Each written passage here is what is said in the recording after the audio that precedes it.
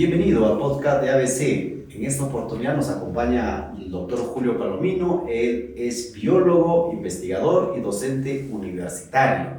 Vamos a conversar un poco sobre los proyectos sociales ambientales en el ámbito nacional y vamos a aterrizar en algunos ejemplos claros que él está trabajando como investigador de la UNASAM aquí en Ancash. En ese sentido, doctor Julio, bienvenido al podcast de ABC. Muy agradecido, vamos a iniciar con nuestro abecedario informativo. Gracias. De acuerdo. Quisiéramos conocer un poco, cuando hablamos de los proyectos sociales ambientales, también hablamos de los pasivos ambientales que tenemos en el país. Coméntenos un poco a nivel general, ¿cómo están los pasivos ambientales a nivel nacional y cómo se debería trabajar para de alguna forma remediar y disminuir la contaminación? Bien, el impacto de los pasivos ambientales es fuertemente significativo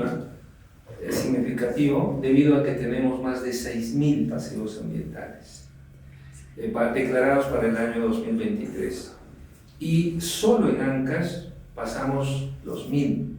O sea, como conversábamos anteriormente, La quinta parte está en Ancash. La quinta parte casi está en Ancash. Ahora, si a eso sumamos los drenajes ácidos de roca, porque vivimos en una zona mineralizada, el impacto sobre nuestros acuíferos son muy alarmantes. Explica eso porque el IMARPE, por ejemplo, en la cuenca de Guarmey ha evidenciado presencia de metales en los bivalvos, en los choros que viven adheridos a la roca. Quiere decir que de Guarmey baja el agua con metales. De acuerdo. Y esto estamos consumiendo en la zona de Guarmey y hemos detectado que varias familias están contaminadas con metales pesados. Exacto. Aparte está en el agua. Y eso pasa en el Santa, eso pasa en Corongo. En Corongo las fuentes de captación de agua potable tienen arsénico. En la zona de Payasca hay puntos donde hay contaminación. Las aguas del río Quilcay que bajan tienen metales pesados. Entonces, los drenajes ácidos de mina que se generan por los pasivos, más los drenajes ácidos de roca que se generan por el retroceso glaciar, por el cambio climático, están contaminando con minerales y haciendo que nuestra salud ecosistémica y de la misma población humana esté en un fuerte riesgo. Perfecto. Desde la UNASAM y también otras universidades, imaginamos que tienen la carrera de ingeniería ambiental, están trabajando en unos proyectos, ¿no es cierto? Y tenemos entendido que ustedes como investigador están liderando un equipo que trabaja en el proyecto BioDam, ¿cierto? De poder un poco remediar, ¿no?, los pasivos ambientales. ¿En qué consiste, doctor, este proyecto? Como su nombre manifiesta, el proyecto BioDam son estrategias de bioremediación para drenajes ácidos en general. Ha sido financiado este proyecto por Prociencia, por Concitec, y en esta etapa estamos entrando a hacer el trabajo con la misma universidad, la universidad financiada. Este otro proyecto también pretende eso. El mensaje, además de buscar alternativas, es incentivar en los jóvenes trabajo corporativo para abordar el tema del tratamiento. Tiene 4 componentes importantes el proyecto. ¿Cuáles son? 1. La presa de Relave está desconformada, está toda puesta en un término coloquial yuta, nada más así alambrada. Entonces, cuando hay lluvia, erosiona y anualmente se mueven entre 50 a 100 toneladas de relave a las áreas de impacto. Santo Toribio, Lincuna, Ticapampa, Mesapata, Santa René, de frente al río, etc. Entonces, la falta de manejo de estos pasivos está impactando la cuenca del Guarmey, la cuenca del río Santa, la subcuenca, los tributarios, etc. Entonces, lo que hay que hacer es controlar ese relave con una mejor conformación. A eso se llama manejo estructural. Con llantas, por ejemplo, nosotros le hemos llamado muro flexible y hemos evitado que en el periodo lluvioso se desplace más o menos 50 toneladas de relave a Utcuyaco, a Yanayán, perdón. Eso es en Mesapata. Eso es en Mesapata. Así se llama el humedal que es colindante a la planta. Segundo, una vez de que hemos hecho la conformación haciendo un manejo hidráulico, hay que cubrirlo con cemento o con geomembrana o con plantas. Nosotros, como somos más ambientalistas, hemos dicho con plantas. Y hemos logrado que estas plantas tienen un 99% de eficiencia para controlar la erosión. O sea, si antes se movían 100 toneladas, en un periodo podría llegar a moverse solo 1 tonelada. Entonces, obviamente ese es un control muy importante. Luego, la otra innovación en este proceso que le llamamos fitoestabilización, o sea, no es cemento de estabilización, no es plástico de movilización, sino es con las plantas. Las plantas hacen como raíces, como gavión, para que ya no haya erosión. Por otro lado, el substrato que utilizamos, las guías nacionales nos dicen que debemos utilizar entre 40 a 50 centímetros. Es alto. Es alto. Claro. Entonces nosotros hemos utilizado 8 centímetros, 8 centímetros. entre estiércol y turba. Y ahora estamos haciendo otro trabajo que ya no va a ser ya no va a ser ni siquiera con turba ni con estiércol. Queremos poner compost de los residuos domésticos de cata y de recuadro. O sea, vamos a compostizar la basura, lo que necesitamos para más o menos 1.200 metros cuadrados de área que hemos fijado. Yeah. En esto debo de agradecerle al ingeniero Villarreal que nos da las facilidades para hacer el trabajo. Entonces, sí se puede fitoestabilizar. Ese es el segundo componente. De acuerdo. El tercer componente es utilizar bacterias para que todos los metales se oxiden y precipiten. ¿Por qué? Porque el metal sigue siendo metal. La materia no se crea ni destruye, solo se transforma. En cambio, un resto de plátano, un resto de cáscara de papa se puede transformar en tierra, pero el plomo va a seguir siendo plomo. Entonces, ¿qué hacemos? Lo que hacemos es de que este plomo que es soluble lo volvemos insoluble utilizando bacterias, lo precipita y dejamos que pase el agua.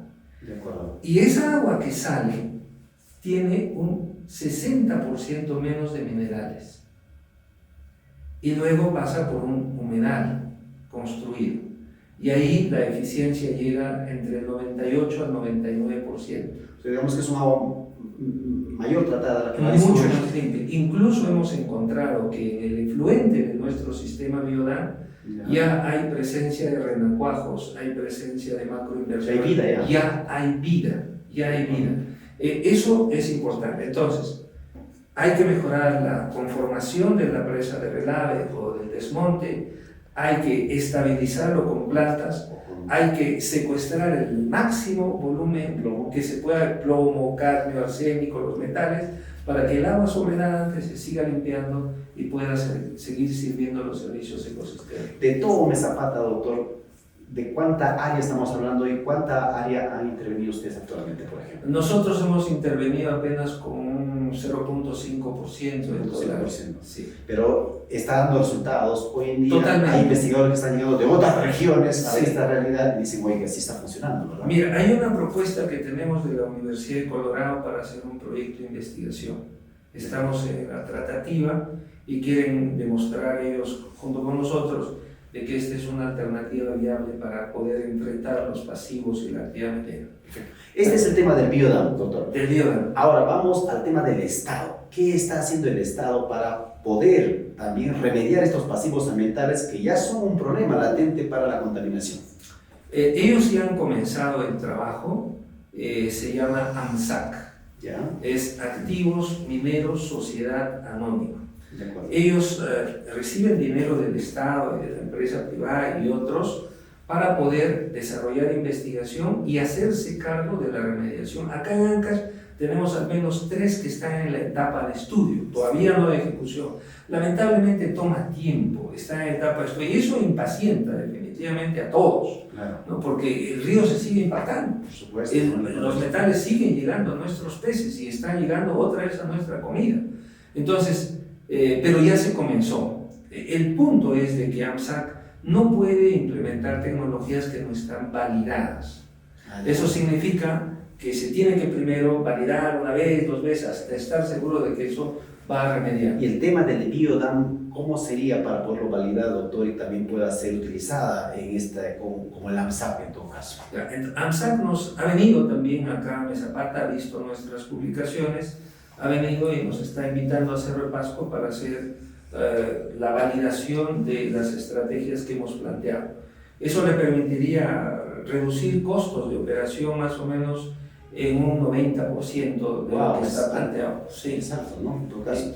Entonces, esta experiencia del biodam, que ya lo vemos, que está dando resultados, podría ser validada y luego replicada en otros espacios. Exactamente. Y en este cometido está también la Universidad Cayetano Heredia, está AMSAC. Eventualmente estamos conversando también con algunas otras universidades públicas, como la de San Agustín de Arequipa y la de Cerro de Pasco, que han mostrado también el interés de formar parte de este colectivo. Consideramos de que el problema ambiental es preocupación de todos y lo que necesitamos trabajar es en sinergia. Claro, si hay 6.000 pasivos ambientales a nivel nacional, ¿no? Casi una quinta parte están en Ancash, ¿no? Y yo creo que también tiene que haber, ¿no?, una movilización de los gobiernos locales, gobierno regional, ¿no?, en fin, todos para poder avanzar. Doctor, en este caso, hace algunas semanas atrás se presentó el tema del río Tablachaca, ¿no?, la contaminación de este río importante en la provincia de Payasca y que es un afluente del río Salto, ¿no? Mucha gente recién se ha sorprendido cómo es que casi el 50%, ¿no?, de la ciudad de Trujillo consume agua del río Santa, agua potable, ¿no? Y lo mismo con Chimbote, Nuevo Chimbote, ¿no? Y las autoridades están muy preocupadas en la costa norte del país, en el caso de Chimbote, Nuevo Chimbote, Trujillo, están muy preocupados por que están consumiendo aparente agua contaminada, se dice, ¿no? ¿Esta experiencia del biodam también se puede llevar a Tablachaca y otras realidades? En cierto modo sí, para procesos de remediación. El punto central, creo, de biodam contribuiría haciendo que ya no lleguen los drenajes ácidos al río Santa. O sea, hay un proverbio chino que dice: es bueno limpiar, pero es mejor no ensuciar. Y lo que tenemos del río Santa son 3 problemas muy álgidos. ¿Cuáles son? Uno, que hay demasiado sedimento que se arrastra en temporada de lluvia. ¿Por qué? Porque hemos perdido cobertura vegetal en las partes altas. Y eso solo, hace 10 años hemos hecho el estudio y eso lo hemos ido monitoreando. Solamente el proyecto Chavimochic invierte 10 millones para remover el lodo de sus canales. 10 millones. Wow, es muy importante. 2. El otro punto es que se descargan las aguas residuales desde Conococha hasta el mismo Nuevo Chimbote. O sea, el agua está con coliformes. En Conococha, los coliformes son bacterias que nos indican que el agua ha sido contaminada con excremento. Más o menos hay entre 100.000 a 10 millones de coliformes desde Conococha hasta el Santa. Obviamente en los puntos de las ciudades eso se incrementa incluso hasta 10 a la 9 coliformes. Estamos hablando de 1.000 millones de coliformes por cada 100 mililitros. Es altísimo. Es muy alto. Y ahí, si nosotros ponemos que también se descargan aguas residuales del hospital Víctor Ramos, del hospital de Clecuay, de Caruac, del Seguro, ahí no solamente son coliformes, son microorganismos que transmiten enfermedades. Eso explica por qué nuestra población tiene problemas de desnutrición crónica, problemas de anemia, porque cuando alimentamos a nuestros niños, estamos alimentando a los parásitos, estamos alimentando a las bacterias. En el Perú, los niños experimentan entre 10 a 14 episodios de diarrea al año. Las cifras de la Organización Mundial de la Salud. ¿Y cuál es el promedio, doctor, en una ciudad, en una comunidad casi natural, normal? Debería de ser 0. No deberíamos tener diarrea, pero tenemos diarrea todos cuando somos infantes. Entre los 0 a 5 años tenemos y eso imagino que no permite, ¿no?, desarrollar muy bien al infante. Claro. Y que prácticamente estamos ya condenando a toda una generación, ¿no? Por supuesto, eso es grave. Ese es el segundo problema que tenemos. Y no es solo Santa. Eso lo vemos, Titicaca hace honra a su nombre, el río Rima, todo, el río Yarinacocha. Cuando yo trabajé en Pucallpa, no solo hemos encontrado coliformes, hemos encontrado salmonela, y ahí hacen en la fiesta de San Juan, se vayan con esas aguas. Entonces es obvio. Por esa razón es de que nuestros turistas, cuando comen el chocho, les da diarrea, porque tiene una carga microbiana que es patógena para él, sino que nosotros de alguna manera nos hemos acostumbrado, nos hemos vuelto tolerantes. Ya nos hemos vuelto ya resistentes a eso. Exacto, hay una resiliencia nuestra. Y el tercer problema es el que has tocado, el de Tablachaca, el de Santa René, el que baja de la zona de Huancapetí, tanto para Santiago, para el Santa, es la contaminación con metales pesados. Pero no solo de la actividad minera, también baja metales de los drenajes ácidos de roca. Lo que el retroceso, ¿no? Glacial. El retroceso glacial, como mi cabeza, ha dejado al descubierto toda la roca, reacciona con el agua, reacciona con el aire, con las bacterias, y baja por Quilcaibanca, baja por Olleros, aguas rojas, ácidas con metal. Por eso no hay peces en esa zona. ¿Y qué hacer, doctor, en todo caso, como una parte de la salida o solución para este tipo de problemas? Porque eso estamos hablando del cambio climático, ¿verdad? Que está afectando directamente a nuestro ecosistema. Exactamente. Lo que hay que hacer es presas. Presas. Presas. Porque te comentaba que el drenaje ácido se produce cuando la roca reacciona con el agua y el oxígeno. Pero si ese sedimento yo lo pongo bajo agua, está el agua, pero ya no está el aire. Entonces no va a reaccionar y esa se va a transformar en un centro también de purificación. De acuerdo. ¿Y esa experiencia? Hemos hecho esa experiencia en Pastorul. De acuerdo. Sí funciona. Funciona muy bien, porque el humedal que está bajando del Pastorul y del glaciar al flanco derecho, esa tiene ya plantitas que se han acondicionado, las que utilizamos para fitorremediación. De acuerdo. El pH que entra a ese humedal está más o menos en 2, o sea, la acidez es alta.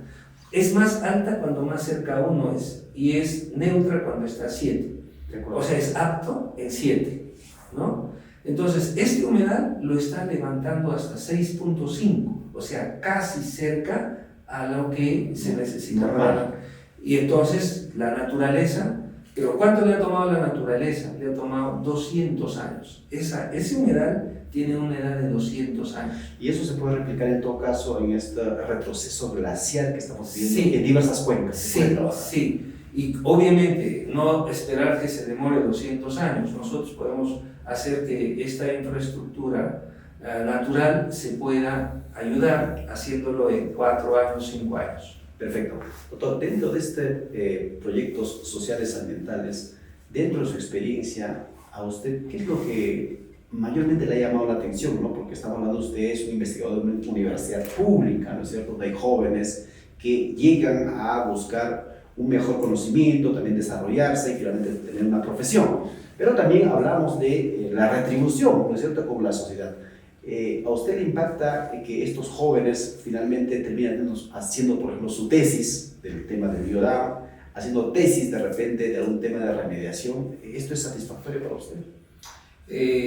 Por supuesto, o sea, la mayor satisfacción que tengo hasta ahora es de que varios jóvenes con los que hemos trabajado ya están teniendo sus tesis, ya están trabajando, porque a mí me impresionó una vez cuando fui a Tablachaca y veía a los niños que tomaban agua con metales. Yo hice los actos. Eso es sorprendente. O sea, obviamente no dije nada, tomé las muestras, analicé y dije, estas criaturas están tomando coliformes, están tomando metales.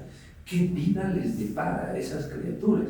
Y los viajeros que pasaban por Tablachaca para ir a la zona de La Pampa, Corongo, Sivas, se alimentan con coliformes y con metales. Entonces, yo he crecido en una universidad pública, entonces mi pasión es ¿qué hago por esta madre tierra para que los hijos podamos estar bien? Si nuestros antepasados nos han dejado las cuencas limpias, nos han dejado domesticar la papa, el oyuco, muchas plantas, animales, por lo menos a nuestros descendientes hay que dejarle ecosistemas más limpios.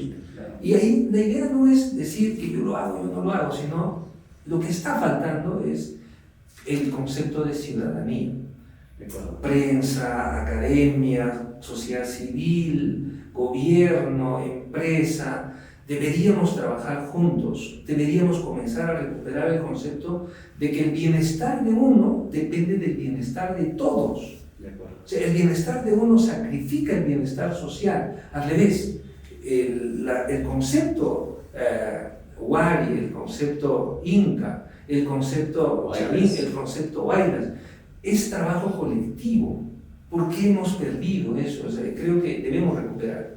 Y el contribuir como academia, yo no lo hago como persona, lo que estoy hablando es del equipo Bionam, que son tesistas, es ente financiero, es el sistema universitario, es el sistema, la comunidad de Cata que nos ha permitido hacer el trabajo, nos ha dado las facilidades y ha tenido resultados. Y logramos bajar en un 90% los costos de intervención. Entonces, ese es nuestro grano de arena como universidad. Porque no es justo que las criaturas consuman agua con metales y con cargas microbianas. Y estamos condenando a toda una generación, ¿no es Por cierto?, supuesto, a no tener un buen ecosistema donde vivir, desarrollarse. Doctor, quiero terminar con un tema puntual que nos han estado pidiendo también unos seguidores de ABC Social, y es que en las últimas semanas estamos evidenciando una serie de incendios, ¿no? Ya sea forestales, que están acabando con la fauna, con la flora, no solamente en el Perú, sino también en Sudamérica. Quisiéramos conocer desde su opinión, usted como investigador, ¿no?, ¿por qué se dan ese tipo de afectación a los ecosistemas, sobre todo el tema amazónico, que es terrible, ¿no?, y también el tema andino? En Ancash hemos perdido mucha vegetación. ¿Cuál es la opinión que tiene usted y cómo podemos hacer para en algún momento frenar esto, o al menos intentar frenar este tema de incendios? Conociendo nuevamente las causas. Mira, hay un trabajo que estamos haciendo con dos jóvenes, tanto en Huaraz como en, ¿cómo se llama? En Joncopampa, en Carhuaz. Sí. Y también en la zona de la Laguna 513. Se han colocado sensores para medir temperatura y humedad relativa. La humedad relativa está entre el 5 al 10% en este tiempo. O sea, está seco. Quiere decir que si cae cualquier chispita, se va a prender. Entonces, hay una brigada que ya se ha formado y está creciendo para poder controlar los incendios. Pero eso es para apagar ahorita. Pero lo que tenemos que hacer es recuperar que haya agua en las cabeceras de cuenca y los pajonales vuelvan a ser humedales. Lo que ha pasado es, si tú vas, por ejemplo, por Quilcaibanca, donde baja el río, debería de ser con vegetación de humedal. Y esa no va a prender. Pero ¿qué ha pasado ahora? Ya no es humedal, es pajonal, o sea, es paja. ¿Y qué pasa con la paja? Con un pequeño fuego se enciende. El viento está alcanzando velocidades fuertes, entonces propaga aire, paja y una chispita suficiente. También he observado en Chilla, por ejemplo, hay las denuncias de que están en conflicto unos con otros y se han prendido el fuego el uno al otro. Falta diálogo. Falta diálogo. Nuevamente, el problema de ciudadanía.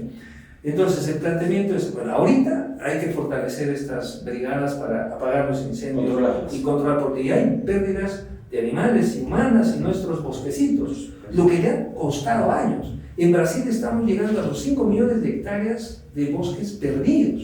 En Ecuador estamos llegando a los 2-3 millones. Entonces, eso es preocupante, pero no hay que esperar a eso. Entonces, lo que hay que hacer es que las partes altas se renueven los acuíferos.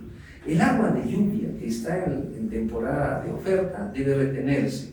Hay muchas comunidades campesinas interesados en el tema ecológico que estamos haciendo incidencia, pero no pasa a la obra concreta. Debería de hacerse, aunque sean cochitas pequeñas. Y la experiencia que tengo es, hay un grupo de 2 campesinas en Ayacucho que han logrado represar hasta 30 millones de metros cúbicos. Y en estos pajonales que se han reconvertido en humedales, ahorita no hay incendio. ¿Y está cómo el es ejemplo. ahí está el ejemplo? Mira, ¿cómo es de que en Ancash, teniendo glaciares, lagunas, más de 200, en Ayacucho no tenemos tantas lagunas, cómo es de que se ha logrado hacer estas cochas y no hay incendios en esas zonas donde está trabajando? Un clarísimo ejemplo de que recuperando bofedales se controla grandemente los incendios. Entonces ahí hay una propuesta, que todos los jardines siembren plantitas, que las escuelas, los colegios, salgamos en noviembre, época de siembra, a comenzar a sembrar en el Cerro San Cristóbal, en las zonas de la Cordillera Negra, pastos, arbustos, árboles, para que éstas crezcan. Pero entonces el propósito es, si sembramos, no vamos a querer destruir lo que hemos hecho. Entonces las criaturas tienen que crecer con nueva visión de respeto al ambiente. Un nuevo concepto, ¿no es cierto?, de conservación, de poder cuidar el medio ambiente.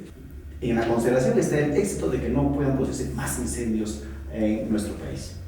La invocación permanente para que puedan sumarse a estos cometidos, de repente ayudándonos con no solamente la parte monetaria, sino también ya con la producción de los plantones, plantines, el desplazamiento.